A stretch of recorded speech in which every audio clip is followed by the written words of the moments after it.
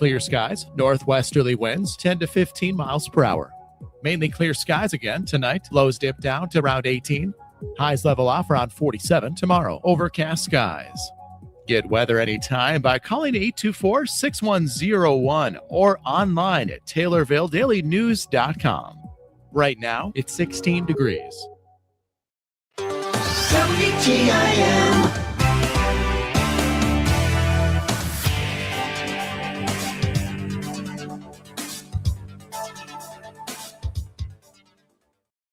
You're listening to WTIM, your information station. Time now for your expanded local news. I'm Reed Kamai. The next fiscal year's budget, pool, and more are set to take center stage at the Taylorville Park Board's monthly meeting tonight. As always, it will take place. The next fiscal year's budget, pool, and more are set to take center stage at the Taylorville Park Board's monthly meeting tonight. As always, it will take place at 7 in the Manors Park Dining Hall. The only item in old business is the budget for fiscal year 2026-27, which is to be put on file. In old business, the board will discuss the rebuild of the Manors Park pool, along with improvements to Zayden Dudra Memorial Skate Park. They will also hear from Sawyer Faldudo Asset Management, LLC, who spoke with the board at this time last year regarding bonds. A report from Midwest Environmental Consulting, or MEC Services, is expected to follow up on their correspondence reported at last month's meeting regarding previous findings of lead at Manors Park. New business will conclude with the topic of new membership cards for the Illinois Association of Park Districts. Before new and old business, the board will consider correspondence from CNB Bank and Trust. The board will also hear the treasurer's report at that point, as is customary. After the business sections, the maintenance superintendent, recreation director, and office administrator will make their reports. The board is then expected to go into executive session for matters surrounding personnel and litigation. Stay tuned for updates following this meeting. City employee compensation and a budget update highlighted the Taylorville City Council's second monthly meeting of February. With President's Day last Monday, the meeting took place last Tuesday night instead. Part of the meeting was spent discussing how pay increases would be decided regarding non-union employees. Taylorville Mayor Bruce Berry said the city would change the ordinance which stipulates how the decisions are evaluated and made. We're going to change the evaluation of the non bargaining people. So it wasn't really a pay increase, but it's just how we're going to evaluate the non-bargaining employees in the future. Well, it says in the contract how we're supposed to evaluate it. We're going to change the ordinance on how we evaluate them. That's what all that was. Members of the City Council passed a motion to update the city budget to include costs relating to construction on West Main Cross. Well, we ran into an issue that we hadn't appropriated money on the West Main Cross project. So we changed the ordinance to appropriate more money on the West Main Street project. And that was passed. The council also approved funding for work at the airport. Well, we discussed that. We approved the contract with CMT on the airport, and we also discussed budgeting for the work that's going to be done out at the airport. We approved that with the contractor there. During the meeting, the council recognized the Taylorville High School bowling team and the emergency response team members who responded to the February 2nd standoff that took place in the area of Illini Drive. The next meeting of the Taylorville City Council is expected to take place on Monday, March 2nd. An update on the Christian County Jail took up a significant part of the Christian County Board's monthly meeting for February, and that also took place last Tuesday. Board Chair Brian Sharp says there is considerable progress on renovations at the jail, despite additional issues that were discovered as time went on. A few of the issues, I mean, there were ongoing, as it's kind of a work in progress. You know, it's a kind of an overhaul of an old facility. So there's a lot of unforeseen things that pop up. And there were some ongoing changes with wall locations, plumbing upgrades throughout the jail. And, just kind of some updates, what took a little bit more time to do. And, there were change orders involved with that. So, sometimes there were cost overruns, but then there were times when we found some cost savings. So that was kind of an area that we were working through, just discussing those type issues with it. And I think there's probably going to be a few other upgrades that we look at here in the next little bit. While it is under construction, I think there's some additional lighting upgrades that we could make that I think would have some efficiencies if we'd make those upgrades and so forth. The board addressed a cyber liability renewal, which Sharp believes is necessary despite the high cost due to modern-day cybersecurity threats. Of course, I mean, like everybody out there, we're worried about cybersecurity, the county getting hacked, losing people's information, or just the world we live in today, unfortunately. And with that, with making things available online and housing records online, and everything that we do in this day and age exposes you to vulnerabilities that just unforeseen vulnerabilities. And obviously those come at a great cost. And so with, the world we live in today, where we were just holding about a $500,000 in liability insurance for that, we've ended up upping that to $2 million. The upgrade ended up, I think the $500,000 was running somewhere, as we discussed, around $5,000 annually. The upgraded, I believe, was about $2,500 more offhand. The board also approved expenditures relating to courthouse renovations as well as the clock tower. We've been working to shore up and maintenance on, the assets of Christian County, and the courthouse being one of them. Again, with the costs of replacing the courthouse, we just don't see that as being viable. So we've invested a lot of money in shoring up the courthouse, and we did have to we need to have some work done on the clock tower. There's some rather extensive tuck pointing that needs to be resolved up there. So we did approve that expenditure the other night with Autobomb Company to repair the tuck pointing on the clock tower, and to the tune of something just a little bit north of $58,000. So we'll get that shored up, and I think that will have some things in good order there. Finally, Sergeant Alan Bailey was honored at Tuesday night's meeting. He had retired from the Christian County Sheriff's Office, having served there for 27 years. Sharp spoke on his strong personal relationship with Sergeant Bailey. I've got to see over the last,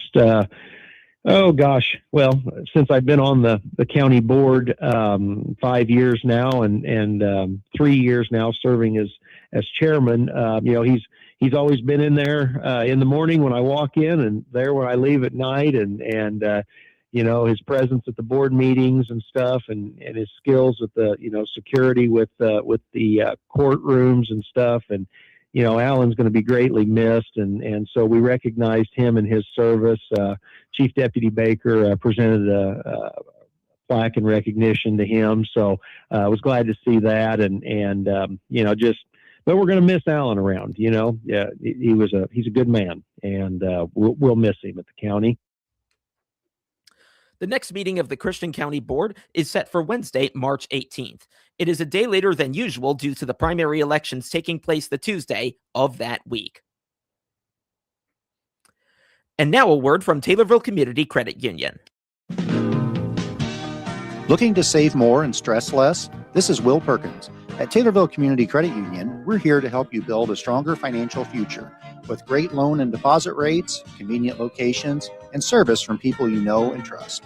We're member-owned, member-focused, and proud to serve anyone who lives or works in Christian, Montgomery, or Shelby counties. Discover the credit union difference. TCCU is your partner in financial success. Member NCUA. Pana Pride is looking to raise funds for its demolition work. They are holding a raffle for which tickets are rapidly selling. The organization is also preparing for the annual Father-Daughter Dance. It comes on the heels of their first ever Mother-Son Dance, which took place in December. Melissa Miller is the president of Peanut Pride, the organization which works with the city to organize and fund demolitions of buildings no longer fit for use. She says $900 in local restaurant gift cards are up for grabs in the raffle. So we have a raffle going on right now. We are selling 500 tickets. They're $10 a piece. You can win dinner out for a family of 4 for a week. And so basically we've got $700 worth of gift cards, $100 a night. That's what the first place winner will get. And the second place winner will get $200 in gift cards. So those can be purchased from any Painted Pride member. You can also go to our Facebook page to get those as well. This is just a brainstorm that one of our girls in the group came up with, and it's taken fire. We've been selling the tickets like crazy, so we are getting low on them. So if anybody wants one, don't hesitate to reach out to get one. The father-daughter dance is scheduled for Saturday, March 7th from 5:30 to 8:30 in the evening at the Eagles Club. As with before, there will be music, photo booths, and crafts at the event. We have tickets for sale. You can get those from if you go to our Facebook page. We have information on there about that as well. We have listed on, if you go to the Facebook page, there's a lot of information about it, but again, it's March 7th. It's at the Eagles Club again this year, so we've had it the last couple of years from 5:30 to 8:30. Tickets are $40. That's father and daughter, and then if there's additional daughters that want to come, they're $15 each. It is for daughters 13 and under. And then again, you can get tickets from our Facebook page, or any Painted Pride member can get you a ticket if you need us to do that. Peanut Pride has also revamped their website, peanutpride.org. It now has a more modern layout with a blue and orange color set to match the local schools. Yeah, it gives information about what's going on, like the daddy-daughter dance flyers on there, the raffle ticket flyer is on there. It gives updates about what's going on with Painted Pride, throws out volunteer opportunities. You can make donations to Painted Pride through that site as well, lists all the upcoming events. So it's still early in the making, and we're adding to it. We do the Yard of the Month, which will be coming up in a couple months. There'll be information about that on there. Just all kinds of things. It's like I said, it's a work in progress. We've just got it up and running within the last month, so we're adding to it every day. So we hope everybody will go out and visit it and let us know what you think.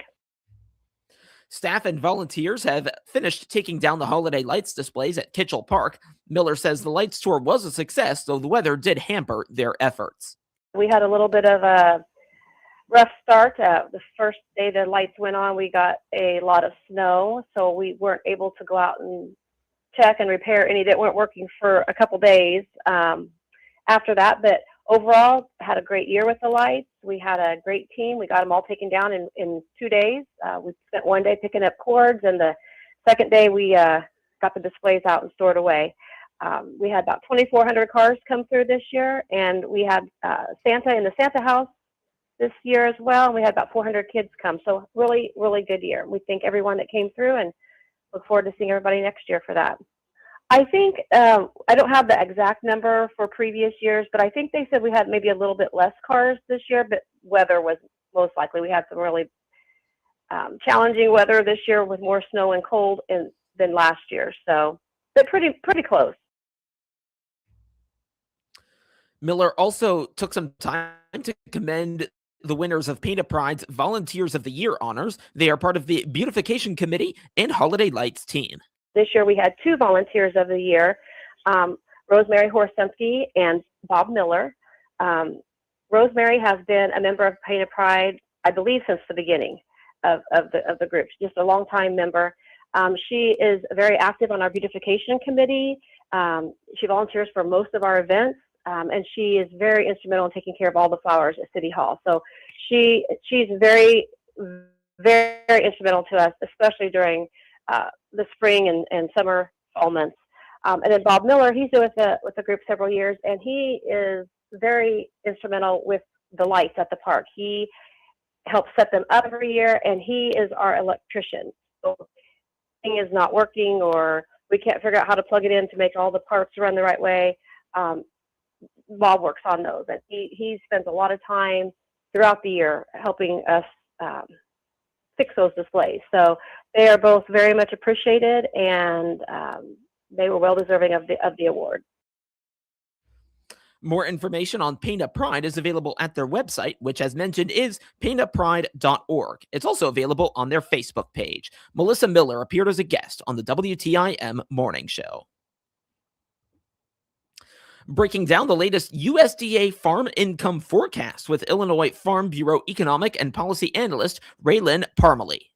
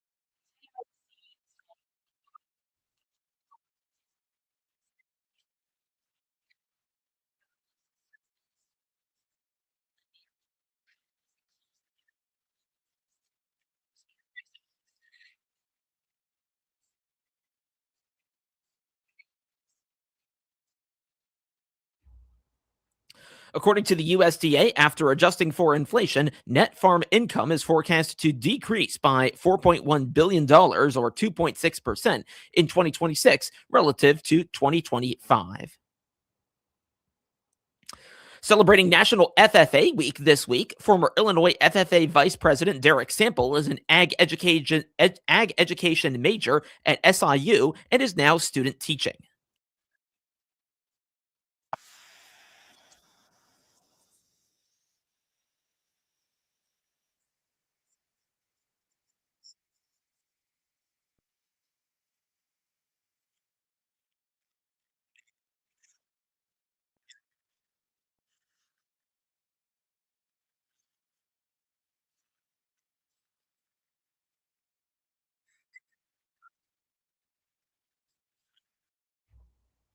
Sample is from the Cesar-Valier FFA chapter. He served as a major state officer during the 2022-2023 term.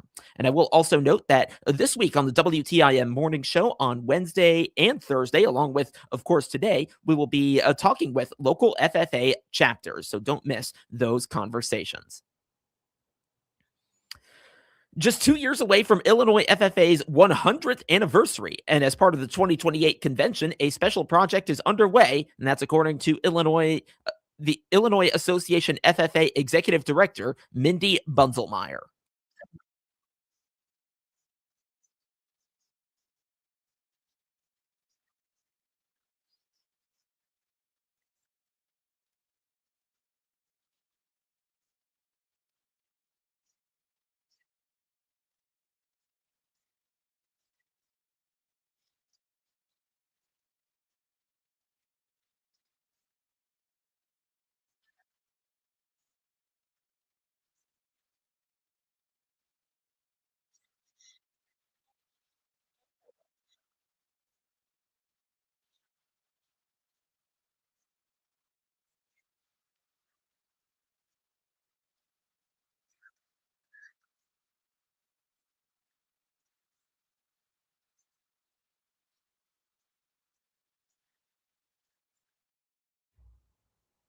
Bunzelmeyer says they are also interested in showcasing FFA memorabilia from across the state as part of the 100th annual convention in 2028.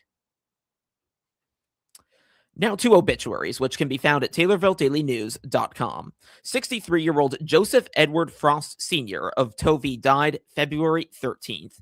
A graveside service with military honors will take place tomorrow at noon at Camp Butler National Cemetery. Funeral arrangements are being handled by Sutton Memorial Home in Taylorville. 93-year-old James M. Wilcox of Pana died February 18th. Visitation is this coming Saturday at noon at McClure Funeral Home in Taylorville. Funeral arrangements are being handled by McClure Funeral Home and Cremation Services in Taylorville.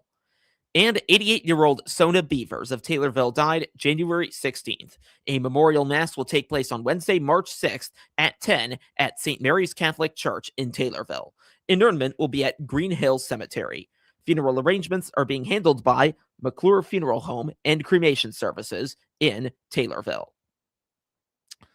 It is currently 16 degrees outside and overcast. We're expecting mostly sunny skies today with a high near 30. Wind chill values, though, between 0 and 10, gusts as high as 25 miles per hour. Get local news anytime at TaylorvilleDailyNews.com and every hour as well, right here on WTIM, your only local news radio.